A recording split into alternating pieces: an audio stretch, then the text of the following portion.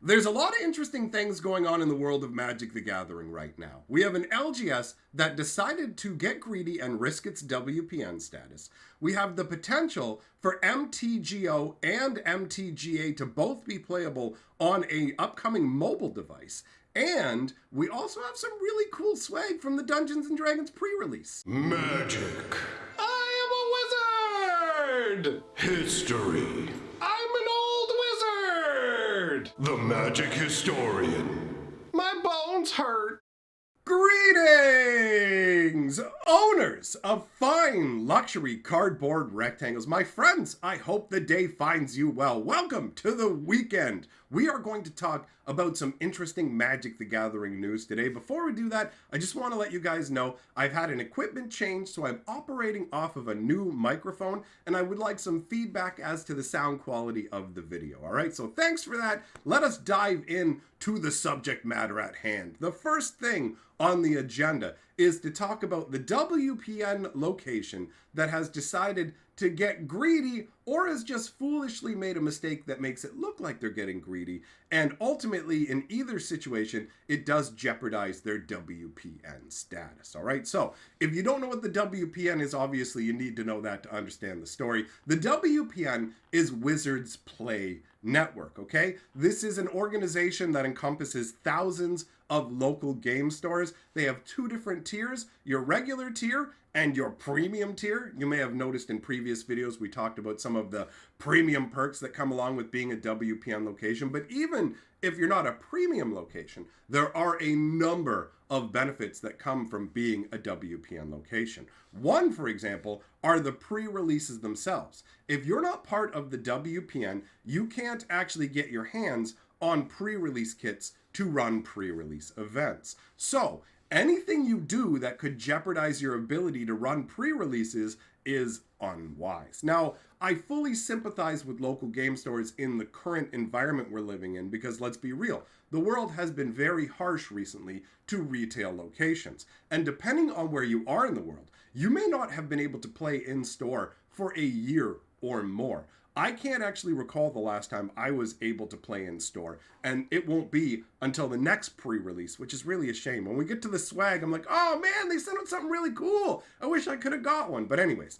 let's not get ahead of ourselves. Let's not talk about my greed for the swag. Let's talk about this greedy maneuver right here. I have to assume that it's done based on trying to save a bit of money as opposed to anything else. So what we have here is a posting from a local game store talking about their Friday night pre-release, okay? So here's the breakdown for the prizing structure. You have undefeated wins 4 packs, 2 wins gets 2 packs, 1 win gets 1 pack, but then down here is where you have the problem. Buys count as a loss. This is not how tournaments work, okay? When it comes to Magic the Gathering, buys are actually considered a win. And actually, let's take a step back in case you don't actually know what a buy is. Let's say you start an event, right? Let's say you're running a Magic tournament and you have 9 people who are going to play in the event. Obviously, that's an uneven number of players. So when you go to pair everybody up, you're not going to have a 3-player game. You're going to end up with 8 of the people being paired off against opponents and 1 person left off to the side. Now, that is what's called a bye. You automatically get a win and move on to the next round, right? Now, depending on the scenario, a bye can be advantageous and also put you at a disadvantage. It is advantageous because it's an automatic win, but it's also detrimental from the perspective of tiebreakers. When it comes down to looking at the final results for a tournament, people who have played against other people and had a more difficult time in their games are going to get ranked higher in the final rankings than somebody who got a free win and advanced based on that, right? But regardless, Wizards of the Coast system operates on buys being counted as a win. Now, clearly, at least in my opinion, the reason that buys count as a loss is because whoever's running the event doesn't want to hand out a free pack to people who automatically got a buy. So anybody who was left over and didn't get to play a game now also has it count as a loss, which is a really unfortunate situation. I've run a large number of Magic events myself, and there, especially with something like a pre-release, most people aren't going to be excited about getting a buy. You've come out to this event, you've bought this special kit. The whole purpose is to play Magic. And it looks like with this setup right here, that this is only going to be a 3 or 4 round event at most, right? You don't have anything for just like 3 wins, 4 wins, and upwards. So we're not talking about an event that has 5 or 6 rounds. We're talking about an event where you're going to get to play 3 or 4 matches of Magic. Now, all of a sudden, if you have a buy and it's only a 3-round event, one of those 3 rounds, you don't have anything to do. You don't get to play Magic, and you have to find something to do for 45 to 50 minutes, maybe even more for the next round to start. Because unlike a Friday Night Magic where people may be playing more quickly, pre-releases are the slowest events, and there are always people going to time in the round. I have run so many pre-releases over the last decade, and I can't recall a first or second round of any pre-release where we didn't go to time, because people are dealing with a bunch of cards that they're not familiar with. The amount of time you have to spend stopping and reading cards and stopping to think is considerably higher than when you're playing in something like Friday Night Magic. Because in Friday Night Magic, everybody's playing like this narrow window of decks, and they're only playing with like maybe 8 or 9 different cards, maybe 10 different cards in the deck. So you know everything you're going to encounter. So you have this scenario where somebody comes into the event, they're like, I'm going to get to play 3 rounds of Magic. And it's like, no, actually you're only going to get to play 2 rounds. Oh, okay, well, the page says that, if you get a win, you get a pack. And it's like, you got to buy, that counts as a loss. And it's like, what? Yeah, no, you have to sit out, you don't get to play, and you don't even get a consolation pack. And from my perspective, the majority of players who would come to a pre-release wouldn't actually consider the pack to be worth it and would rather actually play the game. I feel like if you gave most people the choice between playing an hour of Magic at a pre-release with the kit they bought or getting 1 booster pack, they would probably choose to play. So you have this scenario where it creates a feel-bad situation across the board. And on top of that, people are very aware of the fact that Wizards of the Coast actually sends out booster packs as prize support for these events. So for every pre-release kit, there are 2 booster packs sent to the store at no additional cost that they can use as prizes for the event. So Wizards essentially subsidizes the event to a degree. This isn't all coming out of the store owner's pocket, right? So when you look at that scenario, now admittedly, I don't know the cost they charge for the pre-release or whatever, but this is the worst way to do things, because not only does the buys count as loss create a feel-bad scenario for the players, more importantly, it's directly against the way that Wizards of the Coast runs their events.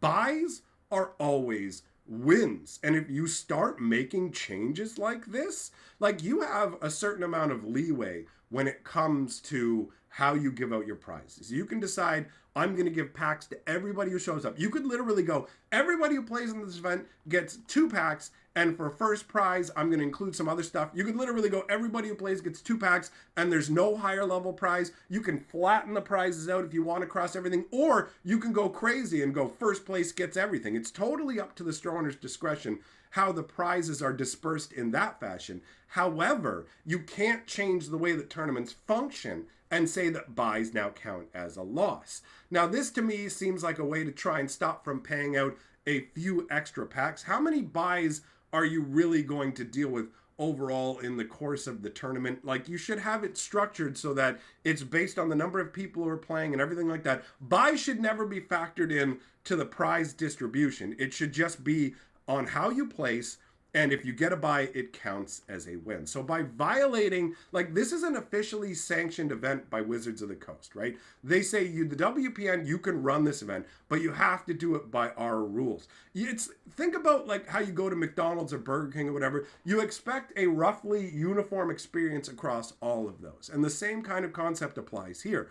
Any WPN location you go into, you should already be able to understand the tournament structure. We're going to do X rounds. We're going to have like buys work this way. It's all solidified. So by making this one change, basically this opens the store owner up to being reported and losing their WPN status, or at the very least being reprimanded. And the amount that they stand to gain from doing this is so minimal. Losing the ability to run pre-releases and stuff like that is a fairly big deal. People may go, oh, well, LGSs have to do whatever they can to survive because it's really competitive out there. That's the whole point. If you lose your ability to run pre-releases, all of a sudden, people are just going to go elsewhere because you don't have those kits anymore. So to me, this is a very short-sighted way of doing things, and I wanted to talk about this scenario. Now, let us move on to the next item on the list, which involves mobile gaming. Now, if you're already playing Magic Arena and not MTGO,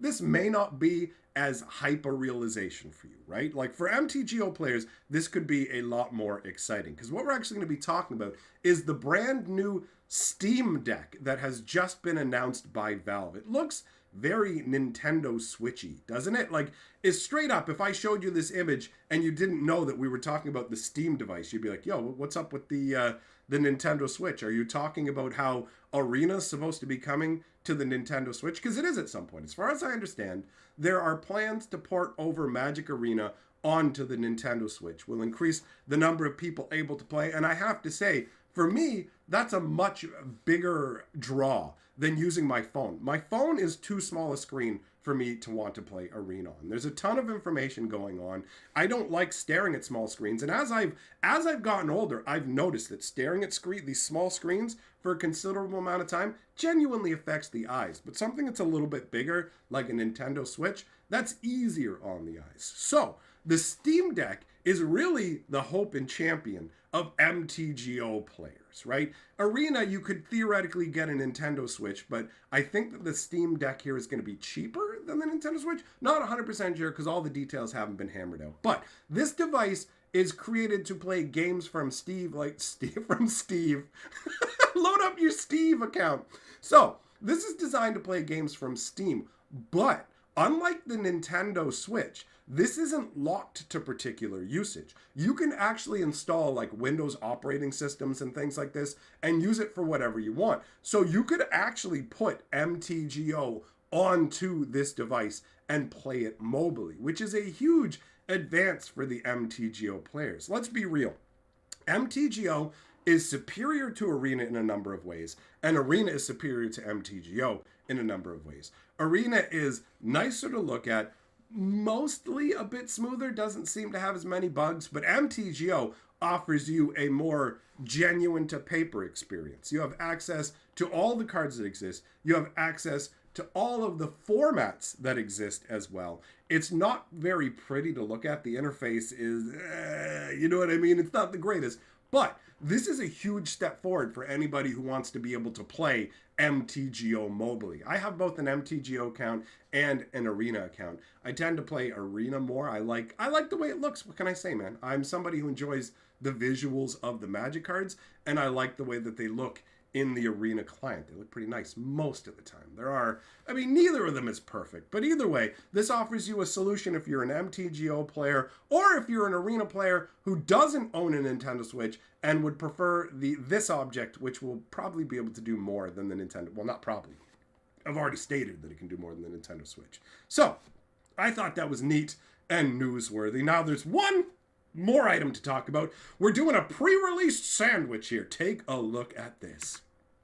What you are looking at is a Magic the Gathering Dungeons and Dragons Adventures in the Forgotten Realms notebook. How cool is this? I literally had no concept that they were making these, but pictures have started to surface today about how these are being given out at the pre-release. One of them did have a little bit of a sad story about how these came out damaged, which is unfortunate because I imagine acquiring replacements for them would be nigh impossible. Wizards of the Coast would have had these produced however long ago. So my heart goes out to anybody who got stuck with a damaged version of this. But I'd take a damaged version over not one at all. This is really, really cool, man. I love it. I'm a huge fan of Magic. I'm a huge fan of Dungeons and Dragons.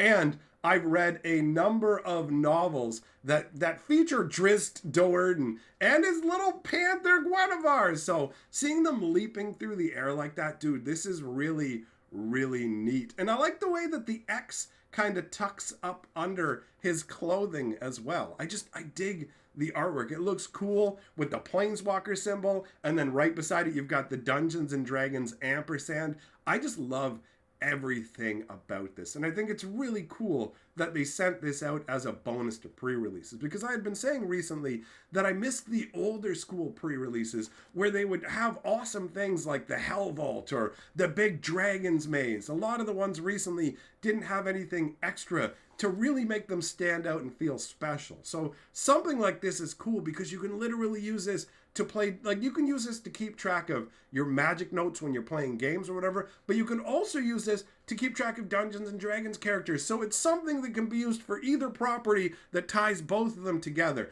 And that scores extra points from me. But anyways, that wraps up all the news. Let me know your thoughts in the comments below, my friends. Big shout out to all my patrons for supporting my channel. Let me know about the sound quality and how it goes with my new microphone. Appreciate the feedback. And I will see you all, my friends, for the next video.